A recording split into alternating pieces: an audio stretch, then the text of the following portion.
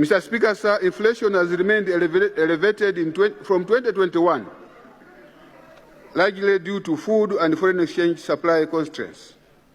The annual inflation has now declined from 32.3% in 2024 to 28.5% in 2025, and it has also reduced further to 24%.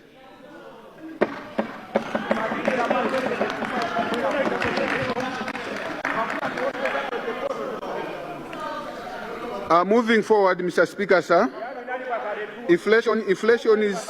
Honourable members, let's moving forward, order. Mr. Speaker, sir, inflation is projected to take a downward trajectory to 15% by the end of 2026-2027 financial year.